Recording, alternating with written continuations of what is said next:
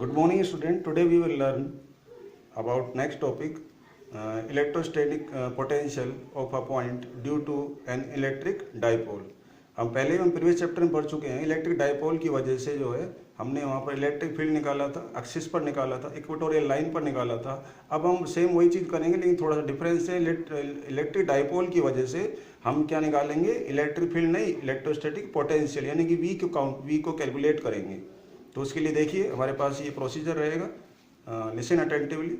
Late us take the origin at the centre of the dipole. हमने ये एक dipole लिया है, देखिए ये एक डाइपोल है मेरे पास, ये प्लस क्यू चार्ज है, ये माइनस क्यू चार्ज है, और इनका जो सेंटर है ये ओ है, वो हमने ओरिजिन पे मान लिया है। डाइपोल का सेंटर कहाँ पर है, ओरिजिन पे। अब सेंटर ओरिजिन पे तो एक पॉइंट पी है जहाँ पर हम पोटेंशियल कैलकुलेट करना चाहते हैं। तो इस पॉइंट पी का पोजिशन वेक्टर जो होगा वो क्या होगा, आर होगा, स्पेशल वेक्टर का साइन है। लेकिन इस पॉइंट पी की जो है इस डिस्टेंस माइनस क्यू से वो क्या है, R1 है, और इससे प्लस क्यू से डिस्टेंस कितनी है, R2 है।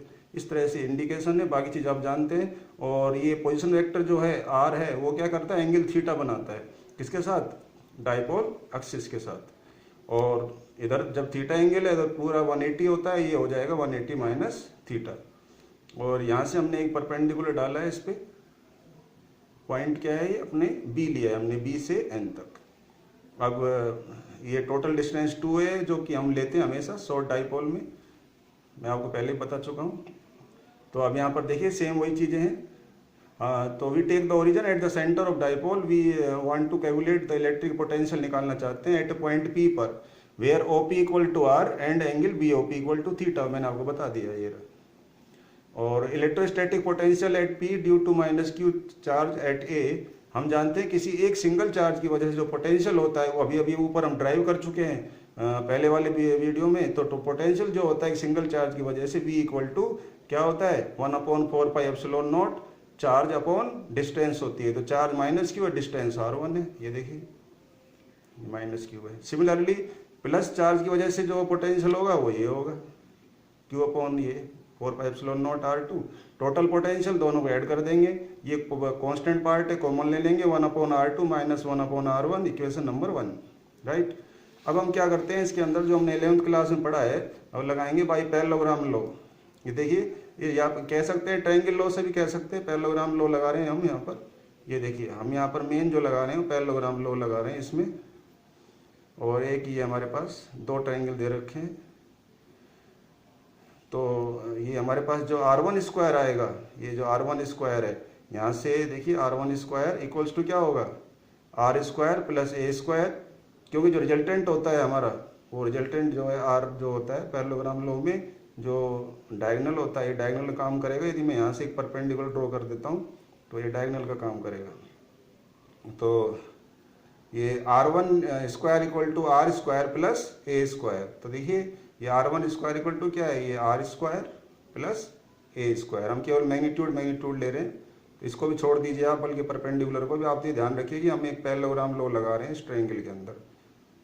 तो ये जो है डायगोनल का वर्क करता है। तो R1 square equal to R square plus A square, vector A क्या है, वेक्टर है, और R भी क्या है, वेक्टर है। तो दोनों वेक्टर का हमने क्या किया, स्क्वायर किया, और उनके बीच का एंगल ले लेते हैं 2AR cos थीटा।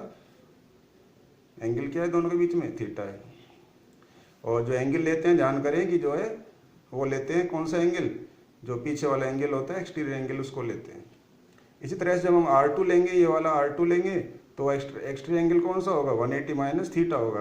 तो R2 square equal to R square, again distance क्या है, ये R है, प्लस A स्क्वायर, और एंगल पीछे वाला लेंगे 180 माइनस थीटा। अब R2 square equal to R square plus A square minus 2AR cos theta हो गया, क्योंकि cos 180 minus theta minus cos theta होता है, तो minus 2AR cos theta. Now we में सब्स्टिट्यूट रीराइट, अब हम इसको ऐसे लिख सकते हैं कि R1 स्क्वायर इक्वल टू, ये पहले वाली जो इक्वेशन है इसको, इसमें से हमने R स्क्वायर कॉमन ले लिया तो हमारे पास बचा 1 plus A square upon R square 2AR cos theta. अब हम क्या देख रहे हैं, यदि हमारे पास A जो डिस्टेंस है, ये जो हाफ डिस्टेंस है डाइपोल की, यदि वो वेरी स्मॉल हो, किससे, R से, तो हम क्या कर सकते हैं कि जब ये इसको नेगलेक्ट कर सकते हैं, किसको, A square upon R square को। क्यों कर सकते हैं, क्योंकि यदि सपोज करिए A 0.4 mm है, तो 0.4 का mm का क्या होगा, 16 हो जाएगा। 16 में भी क्या होगा 0.4 इंटू 0.4 0.16 हो जाएगा। तो 0.16 अपॉन आर स्क्वायर, और आर सपोज करिए 100 mm है, तो 0.16 और अपॉन 100 वेरी स्मॉल क्वांटिटी, उसको हम नेगलेक्ट कर सकते हैं। और इसको पार्ट को हम जरूर ले लेंगे, ए अपॉन आर, वैसे ये भी वेरी स्मॉल है और ये वेरी वेरी वेरी स्मॉल, इसको हम नेगलेक्ट कर देते हैं। तो ये पार्ट रह जाएगा हमारे पास, a square upon r square neglected. तो फर्स्ट और थर्ड पार्ट को यहाँ पर हम लिख दिया है 1 + 2a upon are cos theta. ध्यान रखने की बात है, जब ए वेरी स्मॉल हो तो स्क्वायर वाले टर्म्स को हम नेगलेक्ट कर देते हैं। तो R1 इक्वल टू हमारे पास हो गया R into 1 + 2a upon 2 cos theta power 1/2। ध्यान करिए, जब हम स्क्वायर रूट लेंगे दोनों साइड में तो स्क्वायर इधर से हटेगा और इधर से स्क्वायर हट जाएगा, लेकिन इस पर कुछ भी नहीं, इसलिए इसके ऊपर स्क्वायर रूट का साइन आ जाएगा। स्क्वायर रूट के साइन के स्थान पे हम 1/2 भी लिख सकते हैं, वो भी राइट है। अब उसके बाद हमारे पास आ जाता है 1/r। अब हम इसका क्या कर रहे हैं, रेसिप्रोकल 1/r1 1/r, और इसका भी रेसिप्रोकल करेंगे। तो जब इसको ऊपर से नीचे ले जाएंगे तो साइन क्या होगा, पावर का चेंज हो जाएगा, पॉजिटिव हो क्या बन जाएगा, नेगेटिव बन जाएगा। ठीक है। सिमिलरली जो है 1/r2 का हम निकालेंगे तो वो भी बनेगा 1/r, जैसे हमने 1/r1 का निकाला है, तो 1/r2 का बनेगा 1/r 1 - 2a अपॉन r cos थीटा माइनस 1/2। आप putting the values in first, वहाँ जो पीछे हमने प्रीवियस इक्वेशन 1 थी उसमें हम इन दोनों की वैल्यू को डाल देंगे। तो हमारे पास जो है v इक्वल टू जो v1 v2 था उसमें हमने r1 r2 की वैल्यू डाल रहे हैं। तो q अपॉन 4πε0 1/r 1 - 2a अपॉन r cos थीटा, और पावर क्या आ जाएगी -1/2। और यहाँ भी दोनों की वैल्यू डाली हमने, यहाँ पर -1/r ये वैल्यू डाल दी अपन, ये v2 की वैल्यू हो गई क्योंकि 1/r2 है v2 में। अब हम क्या कर रहे हैं, using binomial theorem, class 11th में बाइनोमियल थ्योरम है, और उसमें एक फॉर्मूला है 1 + x की पावर n, वो इक्वल टू होता है 1 + n इंटू एक्स, मतलब पावर को सेकेंड टर्म से मल्टीप्लाई करते हैं n इंटू एक्स, फिर प्लस थर्ड में क्या लिखते हैं हम n इंटू n - 1, एक कम करके लिखते हैं, n लिखते हैं फिर n - 1, जैसे 10th में था AP में। और अपॉन में क्या लिखेंगे, फैक्टोरियल 2 इंटू एक्स स्क्वायर। अब ये फैक्टोरियल 2 क्या होता है, फैक्टोरियल 2 का मतलब होता है 2 इंटू 1, मैं आपको वैसे पहले बता चुका हूँ। और फैक्टोरियल 3 का मतलब होता है 3 इंटू 2 इंटू 1, यानी डिक्रीजिंग ऑर्डर में हम प्रोडक्ट निकालते हैं नेचुरल नंबर का, उसको फैक्टोरियल कहते हैं। तो इस तरह से इसके जो टर्म से खोलेंगे, तो पहला टर्म, दूसरा टर्म, तीसरा टर्म। ठीक है, आगे चलते हैं। तो बाइनोमियल थ्योरम से इसी को यदि हम ओपन करेंगे और इसको भी ओपन करेंगे तो हमारे पास क्या आएगा, देखिए, in we get v equal to q upon 4πε0 as it is है, तो 1 + a upon r cos theta, -1/2 को जब हम मल्टीप्लाई करेंगे तो क्या बन जाएगा, 2 से 2 कैंसिल हो जाएगा, और माइनस माइनस क्या बन जाएगा, प्लस बन जाएगा, a अपॉन r रह जाएगा cos थीटा। ऐसे कैसे, क्योंकि फॉर्मूला क्या है n इंटू एक्स, ये देखिए n इंटू एक्स, तो ये n क्या है -1/2, x क्या है 2a अपॉन r cos थीटा, दोनों को मल्टीप्लाई करेंगे तो 2 2 कैंसिल हो जाएंगे, माइनस और माइनस प्लस बन जाएंगे। तो यही लिखा है हमने यहाँ पर। और इसी तरह से इसको भी करेंगे, तो इसमें जो है प्लस माइनस मल्टीप्लाई करेंगे तो माइनस आएगा, 2 2 कट जाएंगे, a upon r1 cos theta आ जाएगा।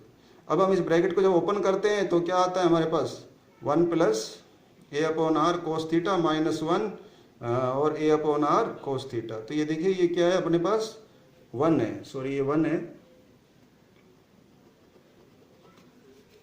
तो -1 और +1 दोनों क्या होंगे, कट जाएंगे, a upon r cos theta. हमारे पास b आ गया q into 2a cos theta upon 4πε0 r square. ठीक है, क्योंकि ये दोनों कट चुके हैं, और a इंटू a क्या होता है, a इंटू ए नहीं, सॉरी a और a + a दोनों ऐड हो जाएंगे तो 2a और अपॉन r आ जाएगा, और इस r से मल्टीप्लाई होकर के r स्क्वायर बन जाएगा cos थीटा। ऐसे कैसे, तो हमारे पास आया v equal to p cos theta 4πε0 r square. p क्यों आया, p होता है q इंटू 2a, इसको हमने p लिख दिया है, तो और v हमारे पास आ जाता है फिर k into P cos theta upon r square. और ये हमने जो इसमें क्या किया, यहाँ पर चेंज कर दिया है, 1/4πε0 को तो k लिख दिया, और p cos theta as it is है, r square as it is है।